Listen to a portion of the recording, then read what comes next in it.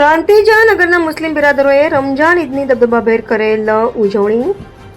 પ્રાંતિજ નગરમાં રહેતા મુસ્લિમ બિરાદરોએ રમઝાન ઈદ પર્વની હર્ષોલ્લાસપૂર્વક ઉજવણી કરી હતી. પ્રાંતિજ નગરમાં રહેતા મુસ્લિમ બિરાદરોએ તારીખ 21 માર્ચના રોજ પવિત્ર રમઝાન ઈદની ઉજવણી અંતર્ગત સવારે 7:45 ઈદગાહ મસ્જિદની નમાઝ અદા કરી હતી. પ્રાંતિજથી લીમલા કતપુર જવાના રસ્તા પાસે આવેલ ઈદગાહ મુકામે વહેલી સવારથી જ મુસ્લિમ બિરાદરો એકત્રિત થયા હતા અને નિયત સમયે મૌલાના સાહેબે નમાઝ અદા કરાવીને ધાર્મિક પરંપરા અનુસરી હતી.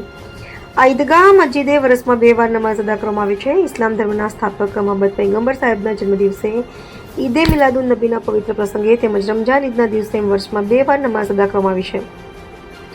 આ પવિત્ર સ્થાનના રિનોવેશન માટે થનાર ખર્ચ માટે મૌલાના સાહેબે સમાજના બિરાદરોને મુક્ત મને ફાળો આપવામાં અપીલ કરી હતી. પ્રાંતિજ શહેરમાં કસ્બાતી પરિવારમાં દર વર્ષે ઈદના દિવસે નગરના હિન્દુ મુસ્લિમ સમાજના આગેવાનો, સંસ્થાઓના સંચાલકો તેમજ સિનિયર સિટીઝન મંડળના સભ્યોને આવકારવામાં આવ્યા છે. સ્વર્ગસ્થ સુબા મિયા કસ્બાતી કે જેઓ પ્રાંતિજ નગરપાલિકાના પ્રમુખ તરીકે તેમજ વિવિધ સંસ્થાઓમાં સેવા આપી હતી, તેમની પરંપરા યથાવત રાખીને તેમના સુપુત્ર રઈસભાઈ કસ્બાતી તેમજ તેમના સમસ્ત પરિવારજનોને ઈદ મુબારક પાઠવવામાં આવી છે.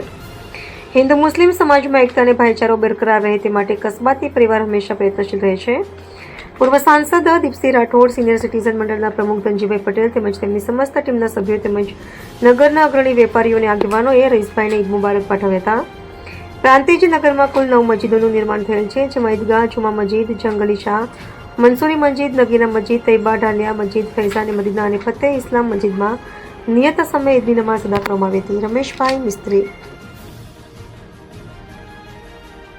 નમસ્કાર. સૌપ્રથમ તો આજના આ રમઝાન ઈદના પવિત્ર પ્રસંગે સૌ દેશવાસીઓને, ખાસ તો મારા પ્રાંતિજના નગરવાસીઓને, મુસ્લિમ બિરાદરોને તમામને કસ્બાતી પરિવાર તરફથી ખૂબ ખૂબ હાર્દિક ઈદ મુબારક પાઠવું છું અને અલ્લાહ તાલા પાસે પ્રાર્થના કરું છું કે આપણો દેશ આ જ રીતે ખૂબ પ્રગતિ કરતો રહે અને સૌ હળીમળીને સમથી ભાઈચારાથી રહે. બસ એ સંદેશ જય હિન્દ જય ભારત.